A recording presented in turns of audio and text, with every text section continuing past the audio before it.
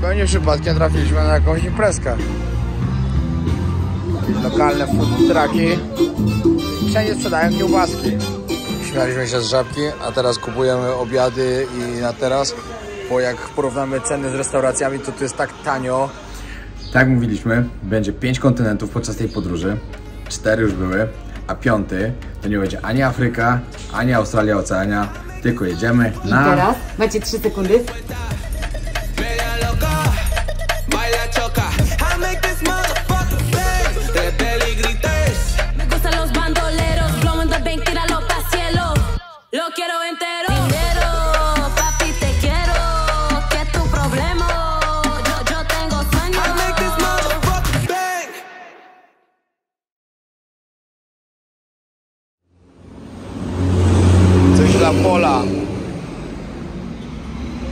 Coś dla Pola, czyli kubki z yerba mate. Siemanko, pozdrowienia z Urugwaju. Zrobię wam szybkiego tura po naszym hostelu. Pokażę wam, gdzie się zatrzymaliśmy i jak tu pachnie. A pachnie zielenią. Się wchodzi. Ogólnie powiem wam, że klimacik świetny. Bardzo mi to przypomina klimat jednego, tam mamy na górze pokój. Tu na dole są hostelowe. Ogólnie mi to przypomina bardzo klimat hostelu, jak byliśmy z Polem w Santa Marcie. Pozdrawiam mordo. Naprawdę, wieczorem to ludzie siedzieli. No, fajna społeczność, taka wiecie, klimacik był fajny. Dzisiaj wieczorem też tutaj już jest zapowiedziane, że tutaj będą drinki robić. Także tu będzie mini imprezka. Później gdzieś idziemy na miasto. Ogólnie naprawdę fajnie jest. Jesteśmy zadowoleni. Byliśmy przed chwilą na mieście, bo zaspaliśmy na śniadanie, ponieważ o 1 w nocy wczoraj dopiero, dotarliśmy po 12, o 1 poszliśmy spać. Pokażę wam jeszcze, kuchnia tu jest. A, tu na górze jest jeszcze taki rooftop, to też wam pokażę. No, tak jak mówiłem, wczoraj dotarliśmy dość późno. O 1 poszliśmy spać, no i zaspaliśmy na śniadanie, nie ma co ukrywać. Także trzeba było coś kupić. Chcieliśmy iść do... Aha, tam jeszcze wyżej teraz. Kurde, tam się nie chce wchodzić. No tutaj jest taki mural i tam wyżej się jeszcze idzie. Ale jedę się. Czekajcie, bo nie mogę dokończyć. No dotarliśmy, poszliśmy że chcemy iść do kawiarni sobie na śniadanie. Ale jak zobaczyliśmy cenę, to nas wyrwało z butów. Tutaj już nie ma tak jak w Argentynie, że można na czarnym rynku wymienić. Już załatwiłem dolary na przyszły jeden, także już spokojnie będziemy przepłacać, będziemy mieli wszystko tanio. I ogólnie ceny dość drogie. Do restauracji i do kawiarni, jak się idzie, to tak około $80 za śniadanie. To jest dużo. I że ktoś nie mówi, że narzekam, że jest drogo i tak dalej, że biedaka zgrywam, bo to nie o to chodzi. Ale po prostu wcześniej też słyszałem od osób, które tutaj były, że Urugwaj jest drogi. No, a to nasze śniadanko, kawka z maka, kanapeczki, do tego awokado, banan, jogurt, truskawki. A tu już od razu kupiliśmy spaghetti na obiad.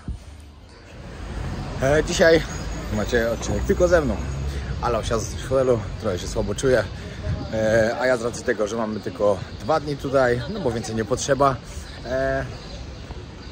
nie tracę czasu i idę zwiedzać. Przestało już padać, także można sobie pozwolić na fajne chodzenie tutaj. Tylko najpierw muszę znaleźć gdzieś salon Claro, żeby kupić internet. Że nie musiał co chwilę gdzieś chodzić do restauracji i prosić o Wi-Fi, żeby wiedzieć gdzie iść i co oglądać. O, widzę, że jeszcze chmury nie przeszły, że mnie nie złapało zaraz. No, zatrzymaliśmy się na dzielnicy Centro.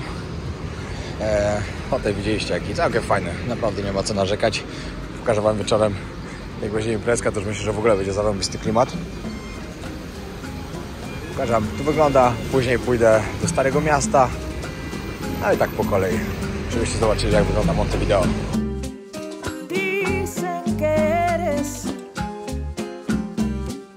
Lo último que se pierde, aunque a veces me cuesta encontrarte.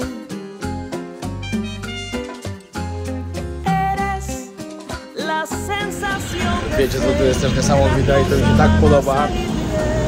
Jak ci ludzie chodzą sobie z tymi kubkami do yerby, mają dodatkowo jeszcze termosy z gorącą wodą i sobie tylko chodzą i popijają yerbkę. muszę się tutaj gdzieś napić, obowiązkowo.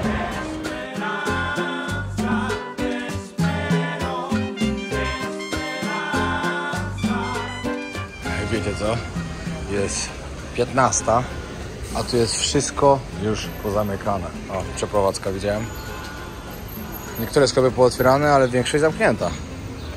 Także obawiam się, że mogę nie znaleźć gdzie mojej karty do telefonu. Lo que me marca la dirección, aunque a veces te pierdo. No ładnie, to ładnie.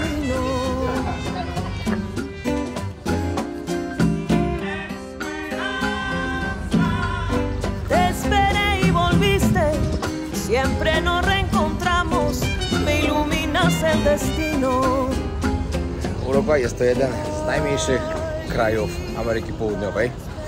Graniczy z Argentyną i z Brazylią. W 1000 którymś tam roku właśnie odzyskał niepodległość od tych krajów. W stolicy, tu gdzie jestem teraz, czyli w Montevideo, żyje około 1,3 miliona ludzi. Fajną rzeczą, którą właśnie teraz wyczytałem i też taką, co przed chwilą o tym mówiłem właśnie, że tutaj ich takim napojem narodowym, tak nie wiem czy tak mogę powiedzieć, jest właśnie yerba mate. Oni kochają yerbę.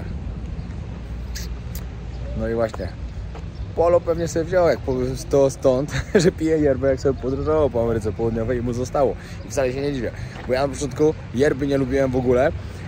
Dopiero trochę jak z nim popodróżowałem później, to już mi coraz bardziej zaczęła smakować. I teraz wam powiem szczerze, że sam bym się napił. Zastanawiam się, czy w restauracjach gdzieś można tutaj dostać. Tak przyjeżdżaliśmy tutaj, zdecydowaliśmy, że odwiedzimy właśnie tylko Montevideo, no ponieważ dużo osób mówiło, że reszta jest taka, wiecie, mało interesująca. Może jak się ma mało czasu, lepiej poświęcić to na inne miejsca w innych krajach. Taką najbardziej turystyczną miejscowością jest tutaj Punta del Este, która no, najlepsze miejsce wypoczynkowe, ale też sprawdzałem, czy warto pojechać i zobaczyć. I też pytałem znajomych paru, no i każdy mówi, że nie, że Montevideo to zdecydowanie będzie najlepsze miejsce. Także wam je pokażemy. Na pierwszy rzut oka dużo tutaj, znaczy dużo jak dużo. Dobra, żeby coś nie zabrzmiało, dużo i niedużo, ale bezdomnych jest trochę, naprawdę. Oczywiście językiem tutaj jest hiszpański i znowu wychodzą moje braki. Znaczy wiadomo, ja tam coś tam potrafię. Nie potrafię po prostu mówić biegle tak jakbym chciał. Ale niestety moje lenistwo daje się ze znaki i się nie uczę. Znaczy teraz jak podróżuję, to się uczę teraz. Ale ja zawsze tak mam.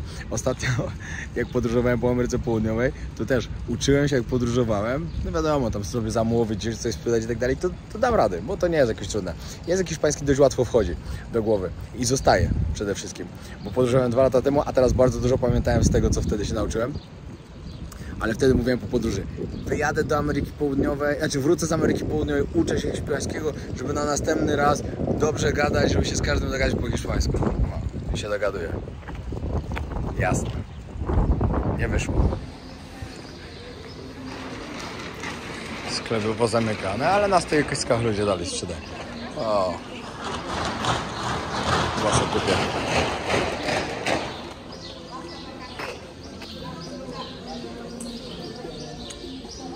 Właśnie zauważyłem, że muszę kupić Magnum, bo z każdego miejsca kupuję bratu i rodzicom oczywiście, żeby mieli pamiątki z moich podróży.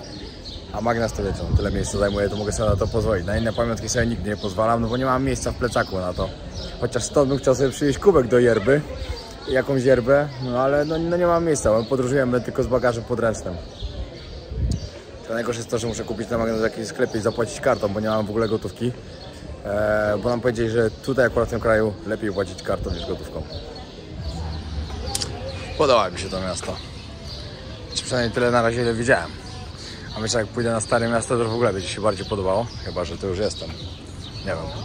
Zaraz muszę sprawdzić na mapie, ale muszę najpierw gdzieś internet dorwać. Pamiętajcie, gdzieś podróżujecie, nie macie internetu, pytajcie byle gdzie w restauracjach. Ludzie i tak dają i tak, bo co im zależy. A ja idę do McDonalda, bo tam zawsze jest internet. Przepraszam, popełniłem jeden błąd przed chwilą, teraz złapałem neta. Urugwaj odzyskał niepodległość w 1828 roku, a nie 1700 którymś. W 1700 któregoś to było po prostu Montevideo, miasto powstało i coś się to pokićkało całkiem. No i tak przed chwilą mówiłem, że nie wiem, czy jestem w Starym Mieście. Tak, jestem. I to już od długiego czasu. Widzicie, jak człowiek bez internetu po prostu, nie wiem, jestem... Moje podróżowanie jest silnie uzależnione od internetu, to jest straszne.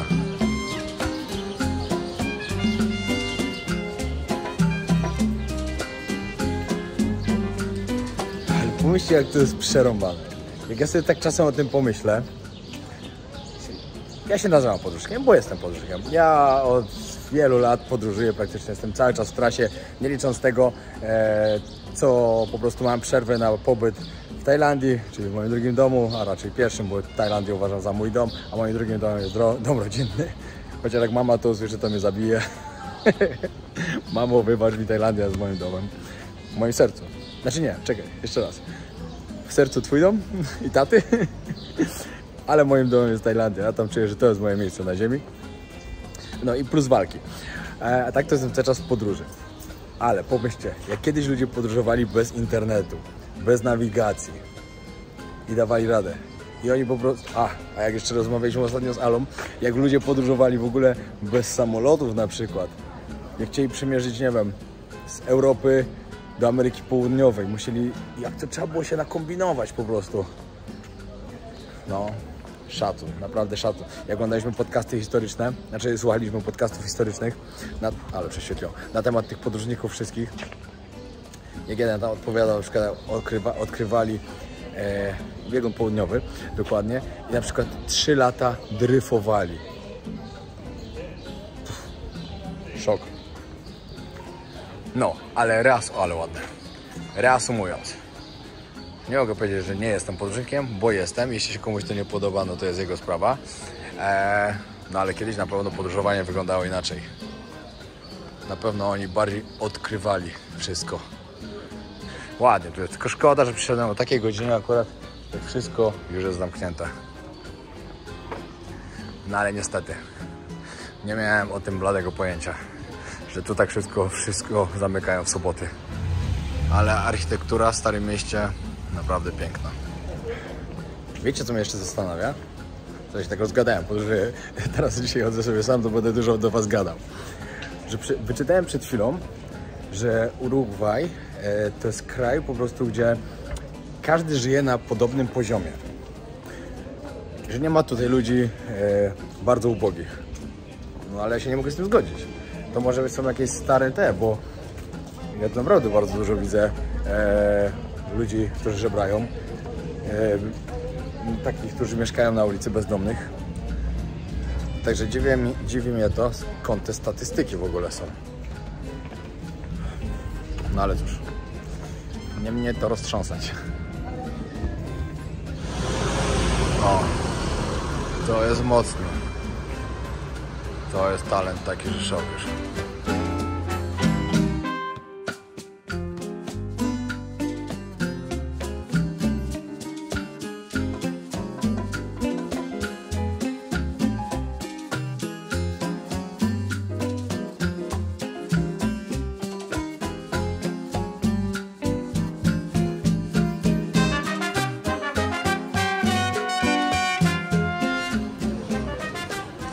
Się czuję, jakbym był w Hiszpanii.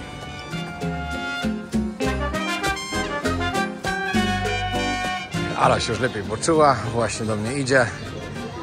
No i później już będziemy razem zwiedzać. Najpierw zjemy coś dobrego. Magnesy kupione. Kupiłem taki z trawką. No to daje z legal. Wyczkę gra. Przed chwilą właśnie mijałem coffee shop i to taki nie z kawą. Taki z Amsterdamu coffee shop. Za chwilę damy wraz, to wam może pokażę.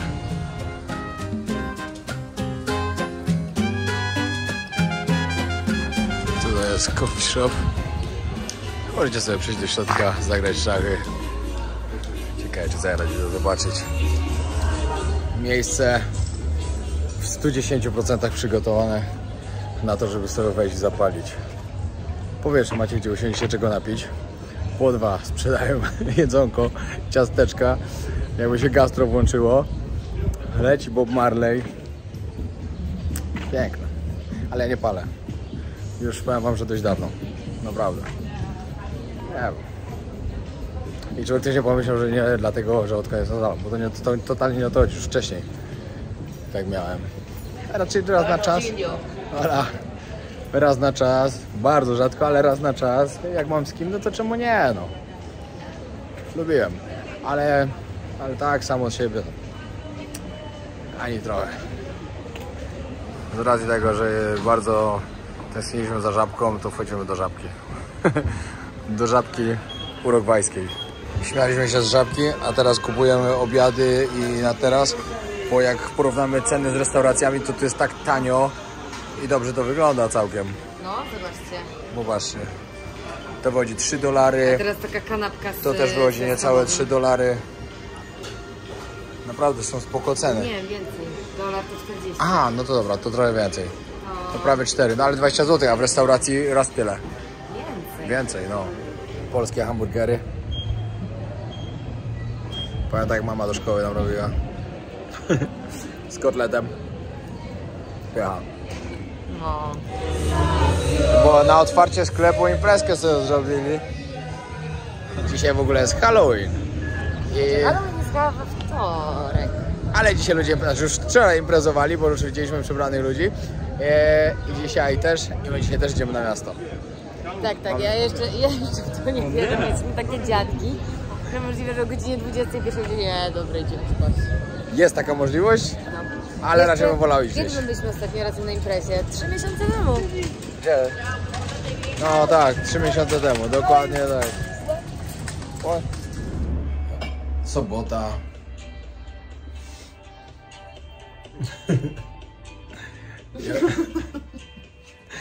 Oglądamy Podróże Wojownika, jemy chipsy, martini. Taka sobota. No. Halloween. Nie, to jest dopiero rozgrzewka. Później wychodzimy na miasto. Obiecaliśmy sobie to i mam nadzieję, że się to uda. Ale ja już coś czuję, że to jest... Nie może tak być. Ale jest dopiero 19. Nie może tak być. Damy radę. Aha, ktoś na dole chyba coś walnął. Dobra muza jest chyba tego. Jeśli idzie ułożyć nasze zakupy do lodówki, nasz obiad jutrzejszy. Tak. Pani coś chyba ciachła już. Na bank. Wybijamy na imprezkę halloweenową. Jeszcze przed wyjściem białeczko trzeba walnąć. Może zastępować posiłek, ponieważ ma tam wszystko. Węglowodany, tłuszcze, białko. Także petarda. Shake i lecę dalej. Imprezować. Wybijamy na imprezkę Montevideo. No. A wiecie, jak to się pewnie skończy?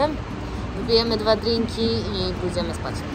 Albo o 9 rano na Rąbani, później do spania, będą nas budzić, nie obudzą, nie wstaniemy jutro na samolot i zostaniemy tu.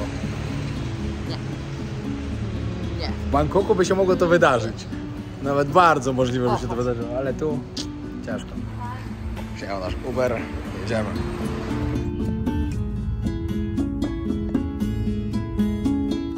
Zupełnie przypadkiem trafiliśmy na jakąś imprezkę. Nie całkiem nasza muzyka, bo jest na żywo, ale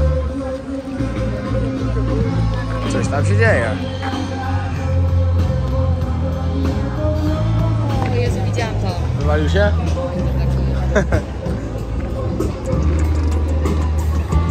Nie możesz tu usiąść do środka. O, chodź, ja coś chcę zjeść. Lokalne food trucki. Wszędzie sprzedają kiełbaski. Sabe agridulce como el impacto. Baby, it's a party. Put your drinks up. 2 shots to the heart. Now I'm fucked up, so we'll do it your way. No, I go put it because I'm faded. Siema. Pewnie parę osób chciałoby zobaczyć fragmenty z imprezy, na jakiej byliśmy. Ale nie byliśmy. Znaczy byliśmy, ale nie było imprezy. Tak to można powiedzieć. Weszliśmy do klubu, który każdy polecał. Nie wiem, kto z was był kiedyś w Lustrach w Warszawie. No to powiem wam, że tam, żeby iść na imprezkę, żeby tam zostać, gdzie byliśmy, która się zaczynała dopiero o 12 w nocy, my byliśmy o 10, to trzeba by było być w mocnym stanie. No, także zrezygnowaliśmy, wróciliśmy do domu, wyspaliśmy się. właśnie bierzemy się za śniadanie. Pokażę wam, w tym hotelu w ogóle jeszcze śniadanko mamy w cenie, także naprawdę jest świetnie. Przeważnie hostelowe śniadanie to jest tylko chleb tostowy i dżem. Taki standard, przynajmniej w Azji. A tutaj jest elegancko. Płatki, szyneczka, serek, owoce. Tutaj jeszcze napoje, jogurty, sok. Bardzo, bardzo dobre śniadanie, jak na hostel. Dzisiaj pogoda niestety nam się zapowiada nie za ciekawa. Ma padać cały dzień. I mocno trzymamy kciuki, że tak nie będzie. Bo wam chcemy pokazać drugą część miasta. A jak będzie padało, niestety się to nie uda. A wieczorem Santiago, Chile. Ale jest nieprzyjemnie zimno. Masakra. Nie pada, całe szczęście, ale jest zimno. Po kawkę do Maka trzeba było iść. Wracam zrobić trening. Słuchajcie, wiem, że dużo osób zastanawiało się, gdzie będzie ta nasza główna destynacja, o której ciągle mówimy, że marzymy i w końcu możemy wam o tym powiedzieć. I tak, jedną czapkę zmieniamy na drugą czapkę i tak jak mówiliśmy, w ogóle fajną czapkę, nie? Ale tam akurat w tym miejscu przyda się bardzo, bardzo ciepła. Tak jak mówiliśmy, będzie 5 kontynentów podczas tej podróży, 4 już były, a 5 to nie będzie ani Afryka, ani Australia, Oceania, tylko jedziemy na... I teraz macie 3 sekundy. Antarktydę!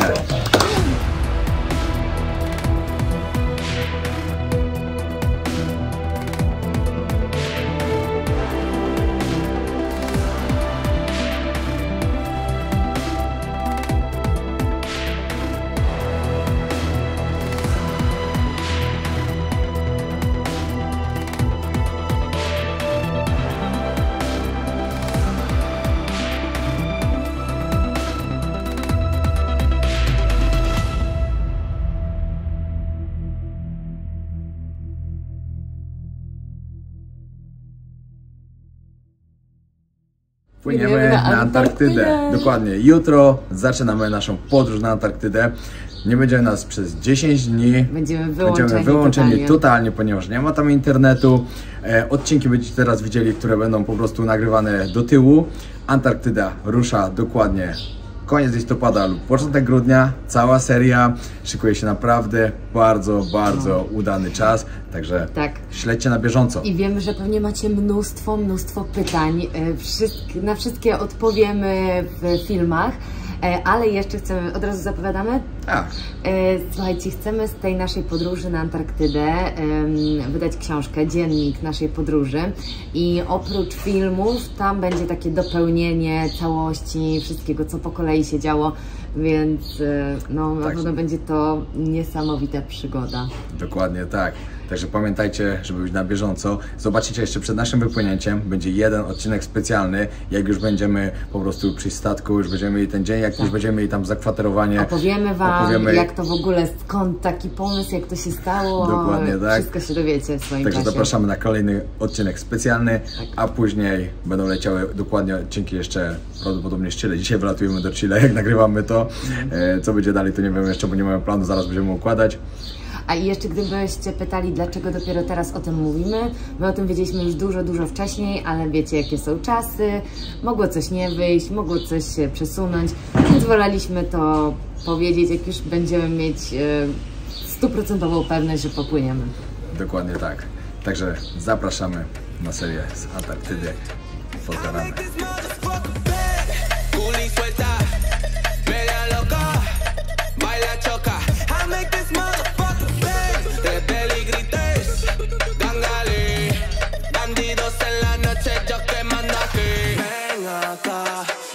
Mami, así me gusta sofocar.